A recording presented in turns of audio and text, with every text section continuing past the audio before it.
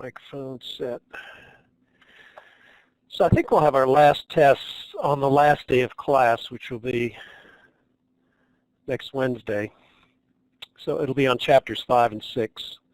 And I guess those two sections in chapter 9 that we didn't cover in the previous test, it'll be sections 9.4, 9.5, 5.1, 5.4, 5.5. We didn't have any homework for 5.2 or 5.3. So that's where some of those homeworks where we didn't have any assigned. And then some out of chapter 6. Section 5 is the Fibonacci sequence and the golden ratio. By the way, if you're in class today, would you mind stopping by and I can give you some homework back? Because I don't want to do that during class. So as you leave, I'll hand you back the homework.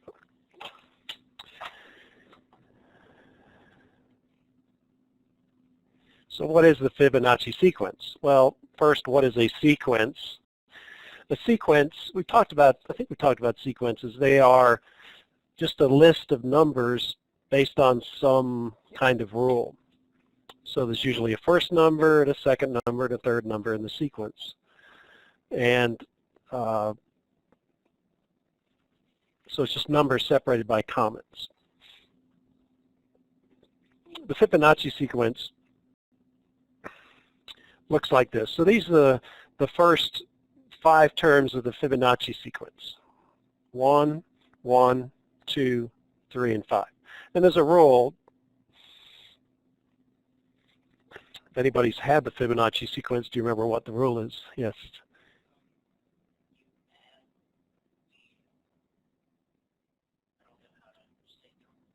Yeah. Right. So yeah, the next number of the sequence is the sum of the previous 2 numbers. So you can start with 0, but that's not the first term in the Fibonacci sequence. 1 is, but if you add 0 plus 1, you get 1. If you add 1 plus 1, you get 2. If you add 1 plus 2, you get 3. 2 plus 3 is 5. So the next one, as James said, is you add the previous 2 numbers, and you get 8. 3, 5 plus 3 is 8. And I gotta wait here. My tablet is acting a little weird.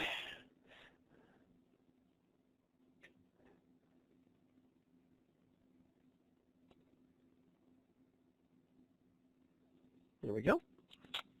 So the 5th number in the Fibonacci sequence is going to be 8. And the 6th number in the Fibonacci sequence is 8 plus 5, which is 13. You can keep going on. The next one would be 8 plus 13, which is 21. And then you get these 2 added together, which is 34, and 55, and so forth and so on. So those are the numbers. You're like, yeah, okay, that's interesting. Is there anything besides being interesting?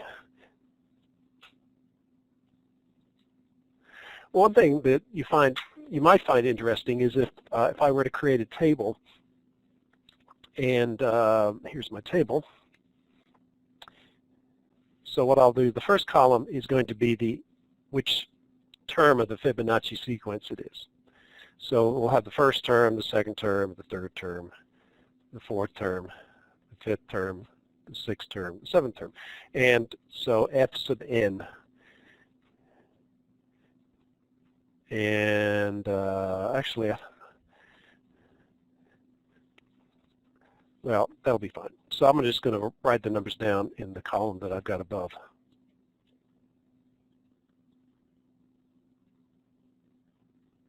And if you take the ratio of F sub n plus 1 divided by F sub n, that means you take this number divided by that number. So you get 1. So the third column, it's going to be 1 divided by 1, which is 1. Then we have this term divided by that term.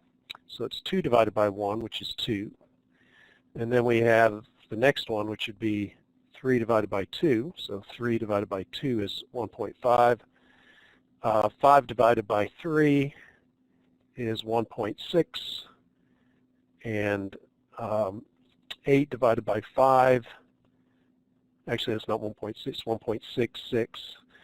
So that's 1 2/3. This one is going to be 1.6, and I have to get my calculator out for that one because it's not something I know off the top of my head.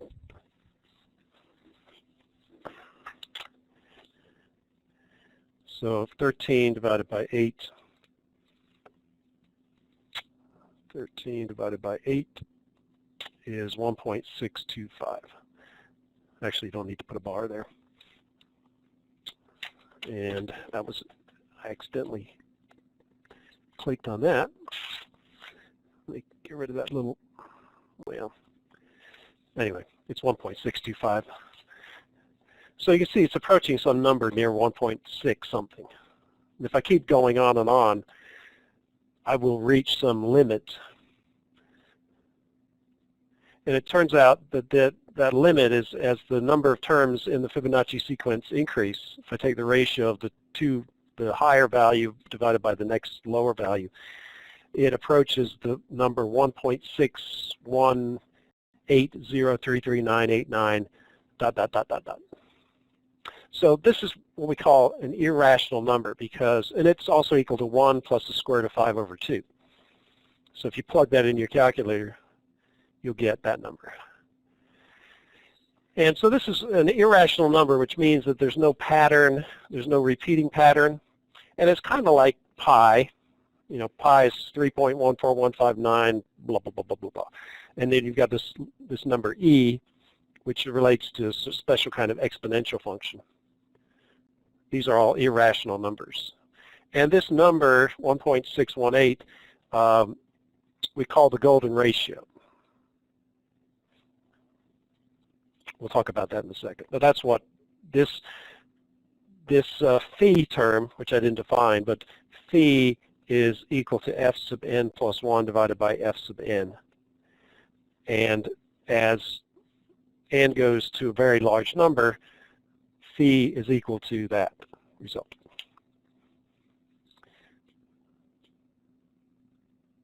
Now there's another way of looking at it. It's a geometric problem here, which I'm going to cover this up so we don't get too confused while we do it. But if you take something that's has length L1, and then you break that L1 length up into two pieces, and what you want is that the ratio of L1 divided by L2 is the same as the ratio of L2 divided by L3. So the ratio of the whole thing to the part that's the longest is the same as the part that's the longest to the point that's the shortest. So this is the ratio that we're looking at. The length L1 to L2 divided by, is equal to this divided by that. And what we're going to do is we're going to assume that we're going to say that the length, the L1 has a length 1. And if L2 has a length x, then L3 is 1 minus x. So let me write this on the 7th page, just so you. So we're just for since we're looking at ratios, it doesn't really matter what I assign the length of the rod. I can call it 3. I'll still come up with the same ratios. So I, just to make the problem easy, I set L1 equal to 1. So this whole thing's 1. So let me just copy this over so you can see it more directly. So here's my thing. What I'm going to do is I'm going to say this whole length is 1 unit. And if I pick this point, this part I'm going to say is x. And so this part is 1 minus x. Because if I add this to that, I get that. The sum of the parts equals the total. So if I take those numbers and I put them into this equation that I want to happen, so that these ratios are satisfied, L1 is 1, L2 is x, L2 is x, and L3 is 1 minus x. So what I end up with is this ratio, and I I have one unknown, so I can solve for it. So to solve for it, you're going to cross multiply. So I get 1, which is the numerator here, times the denominator, which is 1 minus x, is equal to these two multiplied together. And if I multiply this out, I'll get 1 minus x is equal to x squared. And if I bring everything to one side, I'll get x squared plus x minus 1 equals 0. So I end up with a quadratic equation. There are two solutions. One's going to be positive x and one's going to be a negative x. Well, the negative x makes no sense because you can't have a negative length. So we're going to use the positive square root. So this positive answer. So a couple of ways of doing this.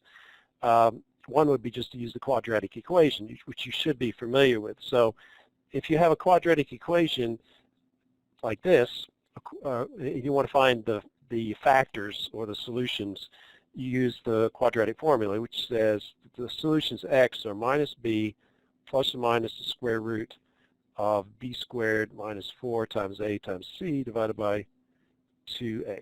So somewhere in the back of your memory banks, you should remember that. And for our particular case, wait a second, I can't remember where I pushed the record button. Yeah, I did. I thought I did. So for this particular example, a is equal to 1, because that's the coefficient in front of this term. B is equal to 1, which is the coefficient in front of the x term. And c is equal to negative 1, which is the constant. So if I plug that in my formula, I'll get negative b, so negative 1, plus or minus the square root of b squared minus 4 times a times c divided by 2 times a. So this is b, this is a, this is c. And so I'll get negative 1 plus or minus the square root of 1 plus 4 divided by 2. I get x is equal to negative 1 plus or minus the square root of 5 divided by 2. And we take the positive square root because otherwise we'll have a negative distance. So we choose the positive solution. And so the solution to this question is, what is the length, what is this length such that this ratio applies? So this divided by that is that equal divided by that. And it turns out you get that number phi, which is also the number that you get if you continue out the Fibonacci sequence to a lot of terms.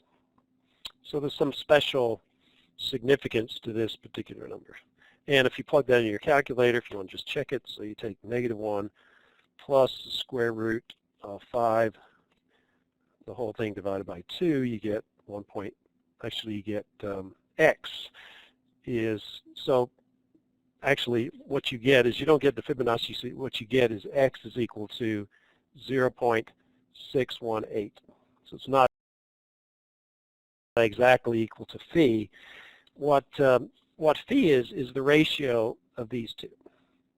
So to get the answer for the ratio, so what we want is phi is going to be equal to either 1 divided by x or x divided by 1 minus x. So that was the ratio that we initially looked at, was the ratio of this to that, this ratio here. So what I'm looking for is the ratio, and so phi is actually 1 divided by 0.618.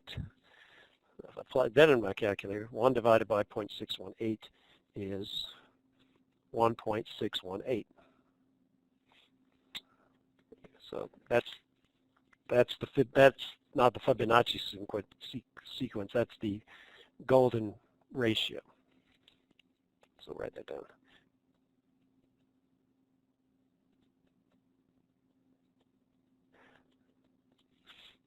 So again, besides being something kind of an interesting math result, it turns out that, so I can get rid of all this stuff. I've already done that.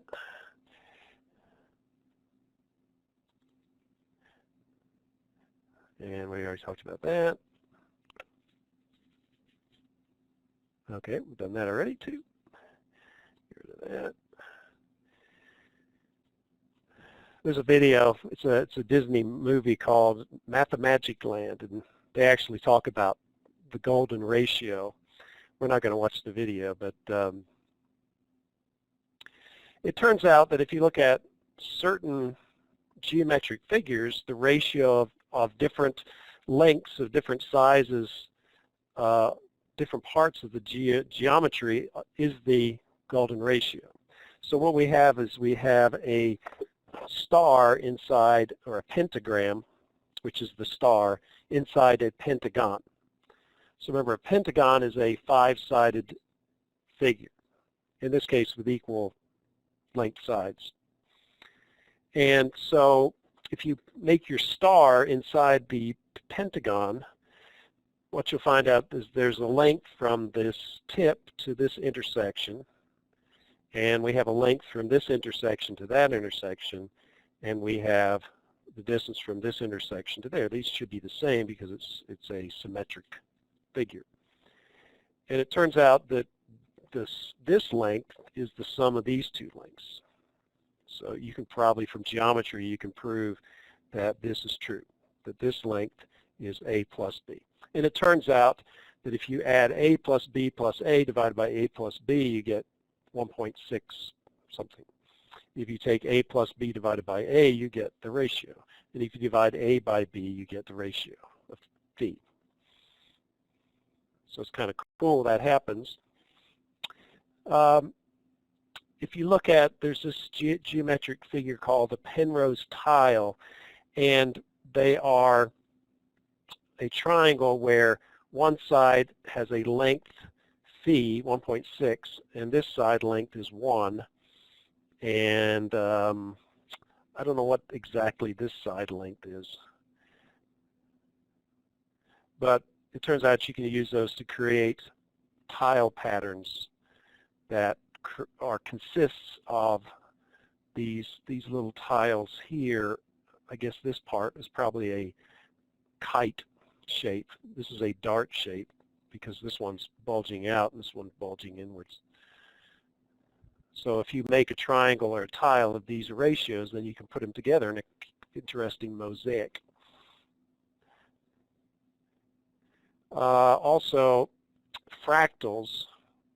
So we're not going to talk about fractals that much, but what you have there is you have the original shape, and then you create the second shape, and the ratio of the side, this length to this length is 1.6.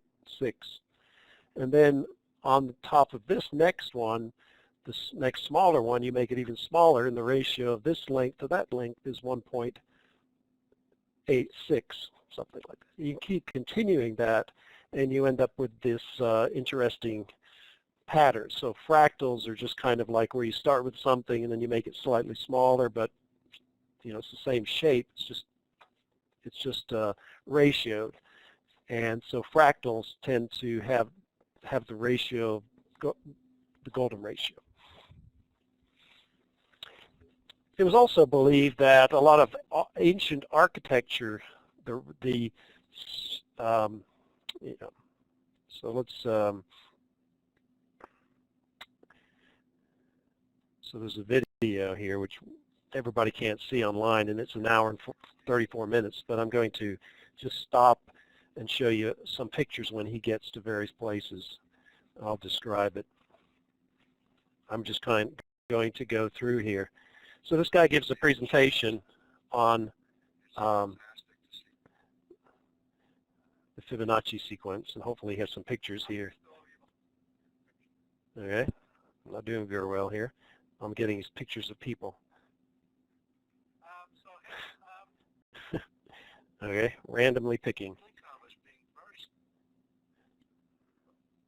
Okay, I'll do it 2 more times. Okay, there's the Fibonacci sequence. And 1 more time. Okay, so that wasn't very productive. Let's try it. So I'll explain what's going on there. Yeah. Yeah. The bottom line is a lot of people have attributed things like the proportions on the Parthenon or the Acropolis and all these ancient Greek and Roman designs to the golden ratio. You know, the width to the length, the height of this to the width of that, and it turns out that it's not really true, but people have used that, assumed that it's true, but if you look at it in more detail, it's not actually true. So it's like it's the initial, it's kind of your first fake news story, except they didn't think it was fake. They just kind of came up with it. Sounded like a good idea.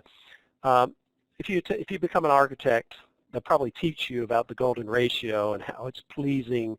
You know, they said the ratio of the two sides, if they're 1.6 to 1, that they are pleasing to the eye. So there's a lot of myths that go along with that, but so that's all we're going to talk about, the Fibonacci sequence and the golden ratio. It's a special number. It has to do with the ratio of the lengths of geometric figures. What is confusing? What I just said? Oh, Fibonacci is confusing? Yeah, so try a few of these example homework problems. And they actually look at some examples of, the only thing I'm going to ask you as far as the test is concerned is to know how to come up with the next term in a Fibonacci sequence. Okay, I'm not going to ask you anything. Yeah, review videos. So yeah, so I'm not going to ask you any detailed questions about the Fibonacci sequence or the golden ratio, but yeah, I mean the derivation. Some of you probably, it was probably over your head, but it comes down to ratios of lengths. That's the important thing, or ratios of numbers.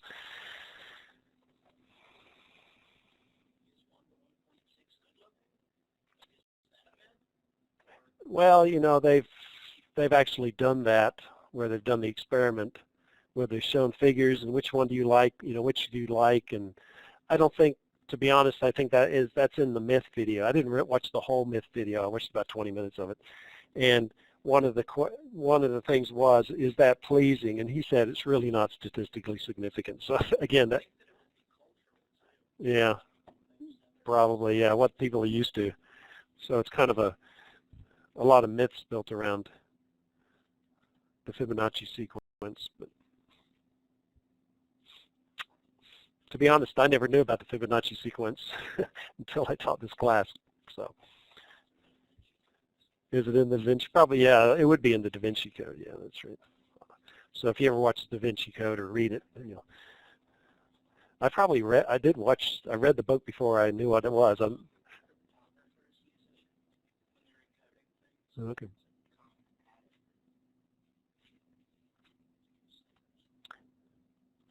Yeah. So that'll be about the usefulness of this. You might understand when it's in a book. You'll be, oh yeah, I remember that Fibonacci sequence. Okay, so we're going to chapter 6 now. Last chapter. And we let's see, we have 5 sections. And we have 3 classes left. So 3 classes that we're teaching. 1 for the last test. If you weren't here, if you weren't paying attention earlier, we're going to have our final test next Wednesday. Okay. So a lot of this, you have to kind of take the next section with a little bit of open mind, because a lot of it is something that we've been doing for a very long time, and hopefully you'll learn things that you say, yeah, I know that, but I didn't really realize that was the case. So hopefully you'll find some things interesting. But a lot of it you'll find, like, I had that in 3rd grade, and that's probably true, but you may not have understood it in 3rd grade.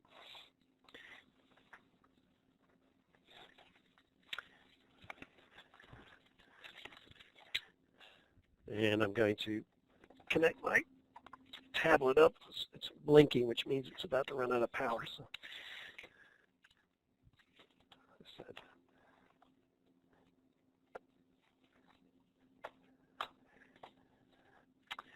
okay, let me close my email here so that doesn't keep popping up.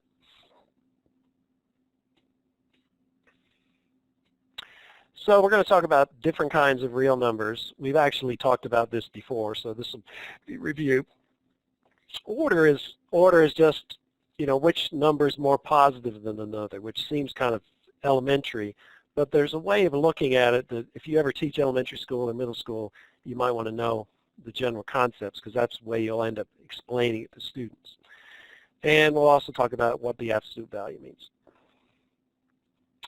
So these are some definitions that are in your book.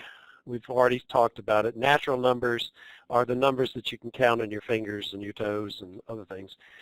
So they start with the number 1, 2, 3, 4, and they continue on. There's an infinite number of natural numbers. We also call those counting numbers. Then you have whole numbers, which are the same as natural numbers, except you include the number 0.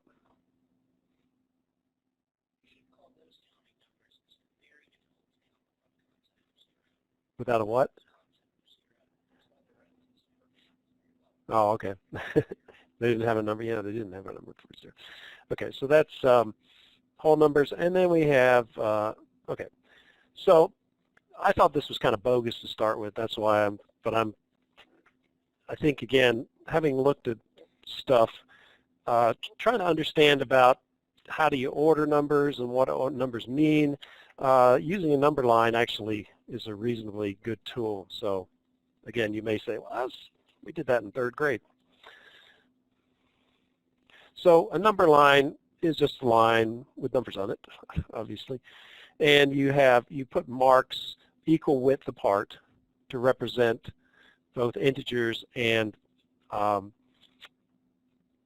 numbers and natural numbers. So if we wanted to draw a number line, we would first draw 0, and then we decide what length we want to make as being the what do you want to call it, standard for 1 unit.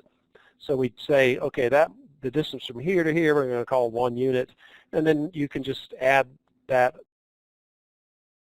distance on in both directions. So you can create your number line. And to do a number line, we would just approximate where these points are. We don't have to be exact at the locations. And numbers to the right are positive, and numbers to the left of 0 are negative numbers. So that's a number line. Okay, you already know that. Okay, I don't know why I stuck that in there, but integers, you can have their numbers that are equal distances from 0 both directions. So negative numbers go this way and positive numbers go that way. But on a number line, they're equal, each distance between each number, each whole number, each natural number, each integer is just defined as some number, some value, whatever that value is. So integers can be negative as well as positive, including 0. So positive integers, we'd have 1, 2, 3, 4, 5, etc. Negative integers, we'd have -1, -2, -3, and then we have 0. Okay. Then we have rational numbers, and we're using this set builder notation. Remember back in chapter 2, I guess it was. This says rational numbers is the set of all values of x such that x is a quotient of 2 integers with the denominator not equal to 0. So this set is the set of all rational numbers. So they're basically integers are rational numbers, and all of the numbers that are ratios of integers. So 3 divided by 2, which is 1.5, is an integer. I mean, not an integer, but is a rational number. So any ratio of any 2 integers, except where the denominator cannot be 0, because if you divide by 0, then you get an indeterminate result. It's undefined. If you divide by 0, it's undefined. If you divide 0 by 0, it's indeterminate. So that's rational numbers. That's in contrast to irrational numbers, which are, and I'm not giving you enough time to write this down because I'm not going to ask you to memorize what they are. Irrational numbers, again, in set builder notation, is the set of all x such that x is a number on the number line that's not rational. So what numbers are irrational? What are some examples? Well, phi is an irrational number. We just talked about that. That's the golden ratio, and I didn't include all the other numbers. pi is an irrational number. E is an irrational number. The square root of any number that's not a perfect square, so the square root of 5, the square root of 7, the square root of 8, these are all irrational numbers. So there's a lot of irrational numbers which are square roots of non-perfect squares. So a case where it's not an irrational number would be where it's a perfect square. So that's actually, that's where a square root is not an irrational number. But all other square roots that are not the square root of 9, the square root of 16, 25, 36, etc., those are irrational numbers. They go on forever.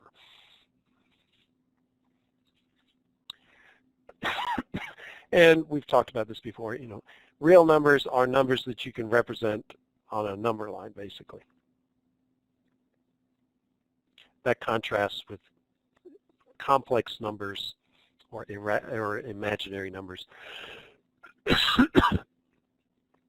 So those are the kinds of different numbers we've got. And you can kind of show it in visual form. This represents all numbers, all real numbers. So all real numbers are, you can either be an irrational number, which are these kinds of numbers, the square root of non-perfect squares, or things involving pi or e or phi. Then you have rational numbers. Within the rational number domain, you have just ratios of integers. They can be both positive and negative. Within rational numbers, there's a special set of rational numbers called integers. They can be both positive and negative, but they have to be, whole number increments of the distance we define as 1 unit. Then within integers, you have whole numbers, which are all the positive integers plus 0.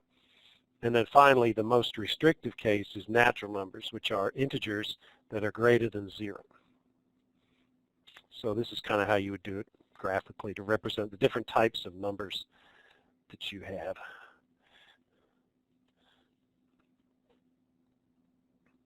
And you can also do it in a kind of a tree format. So real numbers, you can either be rational or irrational. Rational numbers can be non-integer rational numbers like this, or they can be integer rational numbers. In integers, you can be the negative integers.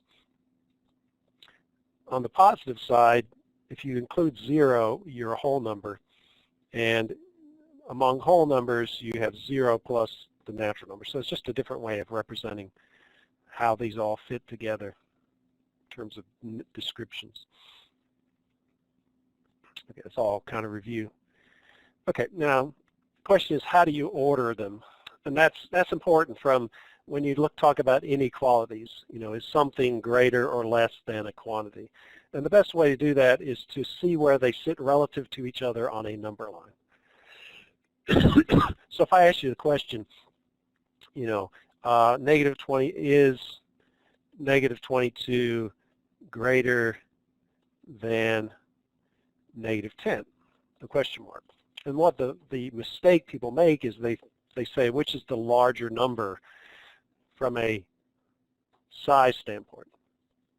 So you may say negative 22 is larger than negative 10 because 22 is larger than 10.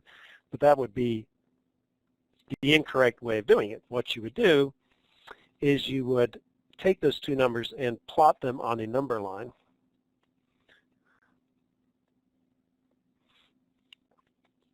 And for some of you, you're like, I don't really need to use a number line, but there are people who still don't get this. So, and I'm going to show my number line by 10 so that I can include what I've got on here. So I'm just changing the scale, and these should be negative. So, the distance from here to 10, positive 10 is the same as the distance from 0 to negative 10. One's going left and one's going right. So what you would do to answer this question is you would plot the two numbers. So negative 22 would be here, It's between negative 20 and negative 30, and negative 10 would be plotted right there. So the answer, the greater number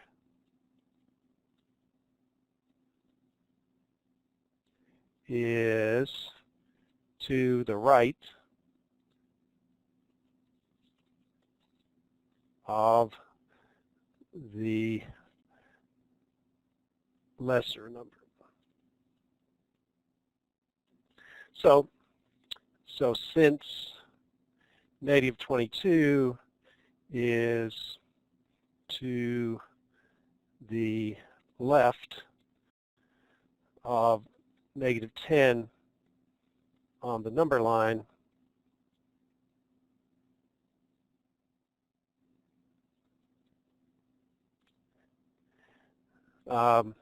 or you could say negative 10 is to the right of negative 22, depending on how they're asking this question.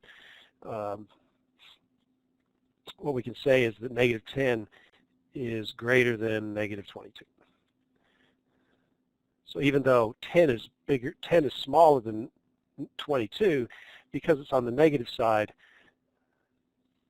this is actually the way that you order something. So if I were to give you a question on a test, I'd say show on the number line why, which number is greater or less than the other one. And you plot the numbers, and you'd say, since, negative 10 in this case, I explained it the other way here. So if I would say negative 10 is to the right of negative 22, and therefore negative 10 is greater than negative 22. You can do it the other way. Negative 22 is to the left of negative 10, therefore negative 22 is less than negative 10. So you can use either explanation to order numbers in terms of their value by plotting them on a number line.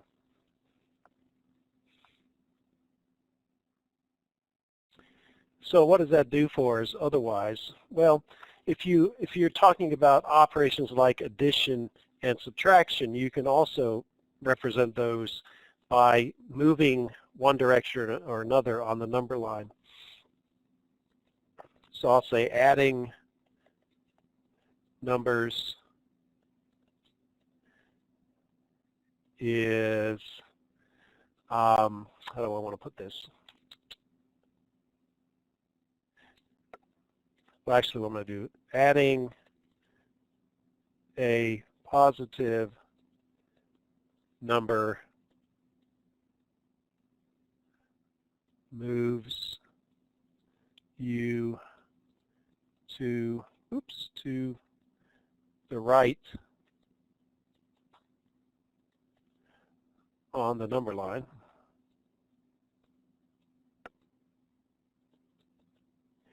And adding a negative number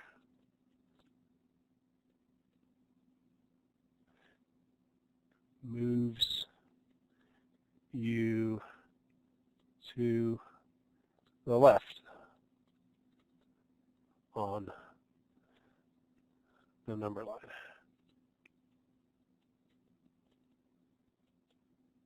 Period.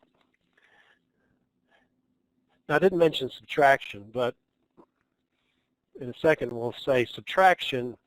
Subtracting something is like adding the negative of the number. So instead of subtraction, we're going to do subtraction as addition, but we're going to change the sign. So let's just use an example. Do an example that uses this. So let's say I wanted to do 7 plus 3 equals what? So we all know the answer, okay? So this is not for you. This is for you to be able to explain to your students or your children who are taking math, and you could be on the same page as the teacher who's explaining it this way, and you're like, why do they make it so difficult? So I'm going to talk about that as well. Why it seems like they're making it more difficult, but they're not. So what I have is a number line. So addition on the number line, what you do is you just put a point where you start at. So this is 7. So this is your first number. So it says adding numbers. Adding numbers. A positive number moves you to the right. So I'm adding a positive number. I'm adding positive 3. It says you move 3 units. It's saying you move 3 units. 1, 2, 3. So that's 3 units. I'll say 3 units. Where you end up with, this is your answer. So the answer is 7 plus 3 is 10. Okay, we all knew that anyway. But that's how you would explain it on the number line. The first number, so if I did the opposite, 3 plus 7 equals, well, we know the answer. In this case, what you would do is you would start at 3. So I'm going to, actually, I think I might be able to copy this instead of having to redraw the whole thing. Edit, copy. Oh, that's not going to work. Edit, clone. Yeah, I'll pull that down here. Okay, so there's my number line. And get rid of this other one. So in this case, I would start with the first number, 3, and then I would move 7 to the right because I'm adding a positive number. So that's 4, 5, 6, 7. I end up here. This is my answer. There's 7 of these. I move 7 times. I start at 3. You know, the answer is 10. I get the same answer. So if you're explaining to children about, you know, it doesn't matter what order you add numbers in, you get the same answer. You could explain it that way. So let's look at a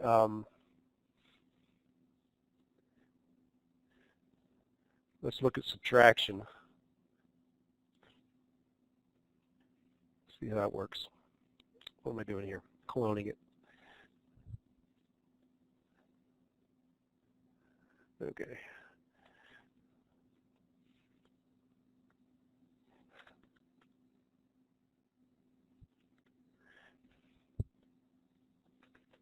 So if I were to do the operation, say 7 minus 3.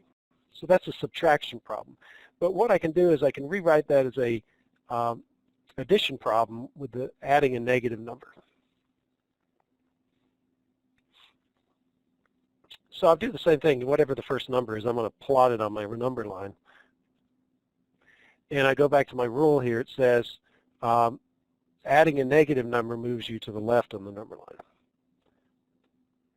So since I'm adding a negative number, I start at 7 and then I move to the left 3 units. 1, 2, 3. So 3, I'll say 2 left just to emphasize that adding a negative number means moving to the left. Adding a positive number means moving to the right. So this is my answer.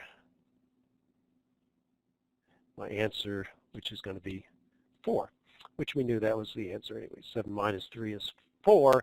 7 plus negative 3 is 4. And that's how you would explain it on a number line. Subtraction. Just make it into addition, but add a negative number. Okay.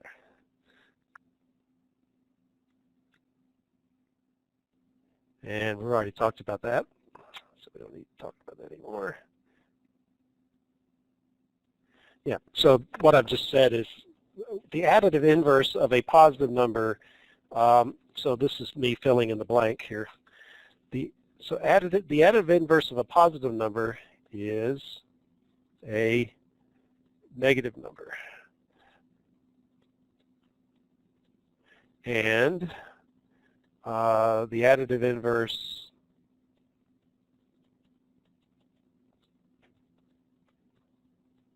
of a negative number is a positive number of the same value. So just doing the additive inverse. So if you take the additive inverse of a negative 3, you're going to get positive 3. If you have the additive inverse of positive 3, you get negative 3. And of 0 is 0. So the additive inverse of 0 is 0 because can't go either way. The distance from 0 is 0, so you just stay in the same place.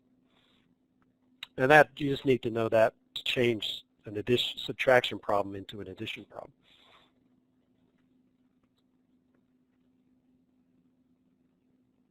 So on a number line, the way you deal with a number line is that if the number A is to the right of 0, then the additive inverse of A, which is negative A, is the same distance to the opposite side of 0 on the number line. So whatever this distance is, A, to get the additive inverse, to here you had to go right of 0.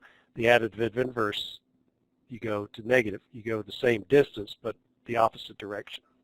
And you can see if I start at A and I add the additive inverse, that means I'm going to start here, but I'm going to go to the left a distance A. That puts me back at 0. So A plus negative A equals 0. Now if you have the numbers negative B, then the additive inverse of negative B is just B. So it's kind of like if I did this, if I started here and I added the additive inverse of negative A, that would be positive A. To add A, I'd move to the right, and I'd end up back to 0. So negative A plus A is also 0. So that's how it works with additive inverses. Basically, it's just from our simple-minded approach, it's just a negative number becomes a positive number, and a positive number becomes a negative number. From a number line standpoint, it's saying that I go the same distance on the opposite side of 0. That gives me the additive inverse. It's kind of visually how you're dealing with it. So if it's over here, it goes over there, the same distance. If it's over here, it goes over there, the same distance. So that's what additive inverse means. And that's why you have this rule, when you have a negative sign out in front of a quantity that's negative, what I'm doing there is I'm saying I'm going to start here at negative x, but if I take the additive inverse of this, that means I go an equal distance on the other side, and the number associated with moving this to the equal distance on the other side is a positive value. And so we normally say the negative of a negative number is equal to the positive number, right?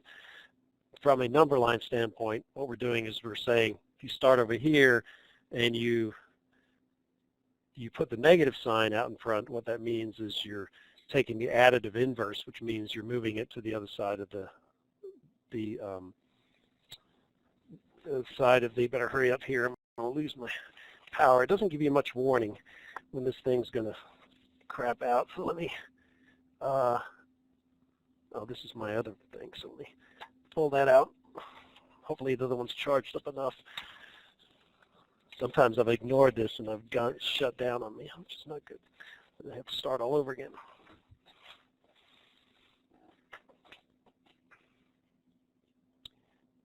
Okay, we're going to skip the absolute value for right now because I want to show you two videos. And what I'll do is, for you guys who are online,